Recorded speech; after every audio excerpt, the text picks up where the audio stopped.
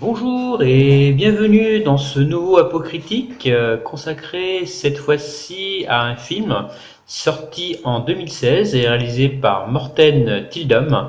J'ai nommé Passengers. Un film de science-fiction que j'ai découvert assez tardivement puisqu'il est passé il n'y a pas si longtemps que ça sur TF1. Je l'ai découvert à la télé. Alors bon ou mauvais film de science-fiction? Vous le saurez après la partie synopsis, cette fois-ci sans spoilers. Je n'ai pas fait de spoilers sur cette critique. Synopsis donc.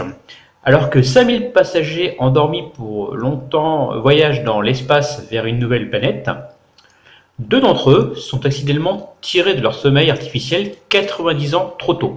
Jim, incarné par Chris Pratt, et Aurora, incarnée par Jennifer Lawrence, doivent désormais accepter l'idée de passer le reste de leur existence à bord du vaisseau spatial.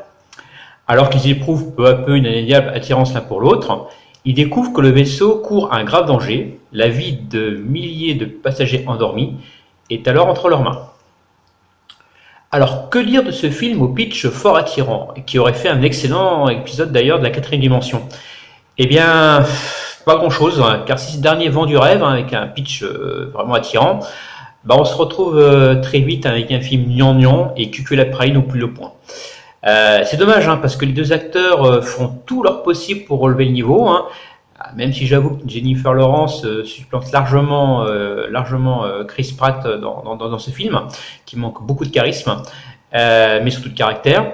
Michael Sheen, en barman android est excellent dans ce rôle, mais hélas, un casting de fou, des effets spéciaux de malade, vu la 3D, et 110 millions de dollars de budget ne font pas tout pour sauver un scénario au ras des pâquerettes. Preuve, et ça je ne le dirai pas assez, qu'un gros chèque ne fait pas un bon film. Le récit laisse pourtant le choix des armes au scénariste, parce qu'en mêlant romance et aventure, il y avait pas mal de choix à faire sur ce film, mais à trop jouer sur le côté charme des acteurs, surtout Jennifer Lawrence, les scénaristes ont trop fait basculer le film dans le côté romance, tout en oubliant le côté aventure du film. Le se focaliser pleinement sur un sentiment comme la solitude et l'amour, le film il tombe très vite dans les vices des superproductions hollywoodiennes, bling bling, mais pas comme le dos de ma main, donc sans intérêt. Sur près de 2 heures, Tildum va ainsi osciller entre comédie romantique et suspense, sans jamais savoir sur quel pied danser.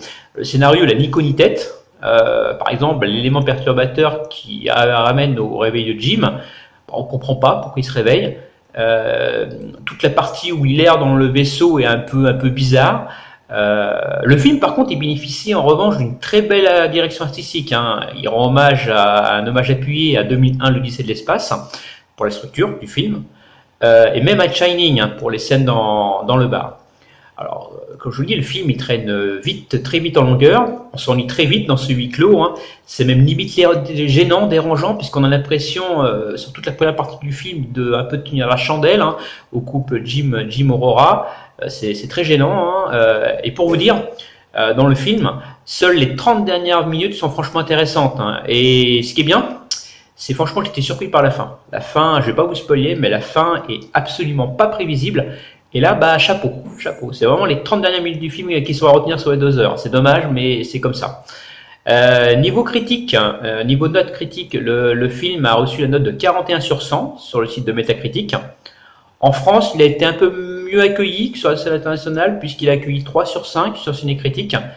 Par contre, il y a certaines presses qui l'ont un peu descendu, comme par exemple Le Monde, qui a été jusqu'à dire, je cite, le rayonnement cosmique de l'idylle Chris Pratt, Jennifer Lawrence est stoppé net par un scénario incohérent et une mise en scène plate.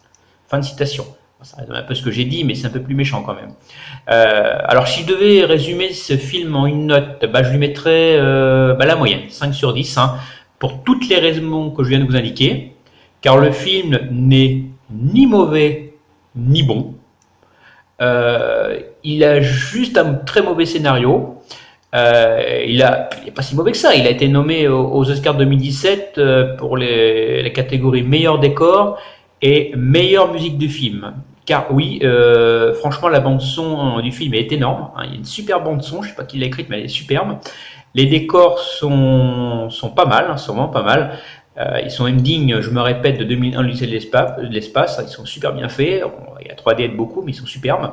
Moi, personnellement, je vous invite à voir ce film et vous en faire votre opinion, parce que bon, les 5 sur 10, c'est mon opinion à moi, mon opinion personnelle. Moi, je vous invite à découvrir les films que je vous présente en critique, hein. La note, c'est juste indicatif, hein. Vous pouvez très bien ne pas être d'accord avec ma critique, hein. N'hésitez pas d'ailleurs à le dire en commentaire.